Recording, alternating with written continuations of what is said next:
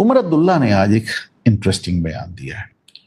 कश्मीर में भारतीय जनता पार्टी शराबबंदी की मांग कर रही थी, तो उसमें उमर अब्दुल्ला ने कहा कि भाई देखो, हमसे कोई मतलब नहीं, हम तो दुकान बंद करेंगे नहीं, हम किसी से कहते तो है नहीं कि तुम पियो, अपनी मर्जी से पी रहो। आगे उन्होंने एक बात और कही, उन्होंने कहा हमारा धर्म तो इसको पीने की इजाजत देता है, जिसका धर्म देता हो वो पिए, हम रोकेंगे नहीं। पहली बात तो यह है कि मैं कई बार बता चुका हूं आप लोगों को, मेरे एक मित्र हैं सैयद कासिम, वो कहते हैं कुरान में जो आदमी ढूंढ के ला दे उसको 1 लाख रुपए के नाम की उसमें शराब बंदी है।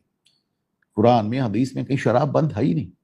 वो कहते हैं सिर्फ कुरान में नशे की हालत में नमाज पढ़ने की मनाही है, उसका इंटरप्रिटेशन ये शराबबंदी हो गई।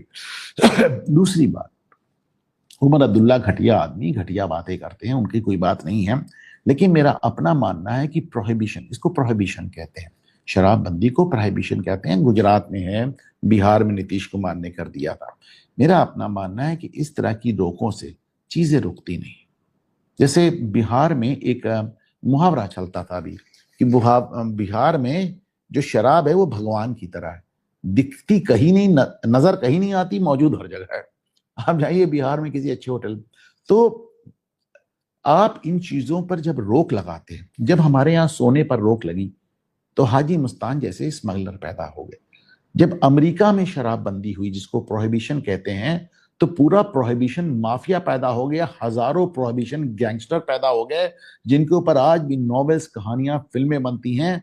यहां तक कि इसी प्रोहिबिशन से एक माफिया निकला था जिसके ऊपर गॉडफादर फिल्म और नॉवेल बनी थी, जिसका नाम था एल कैपोन।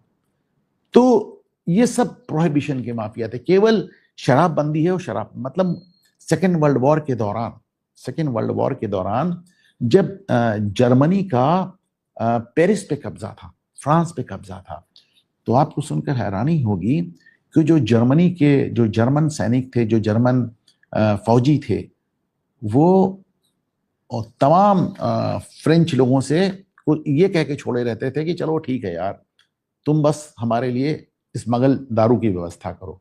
तो जब आप किस चीज़ पे रोक लगाते हैं तो फिर वो दो चीज होती है, जैसे या तो वो स्मगलिंग होती है और उसकी कीमत बढ़ती है, और दूसरे घटिया शराब बनती है, जैसा कि हमने बिहार में कई बार देखा कि लोग जहरीली शराब पी पी कर मर गए।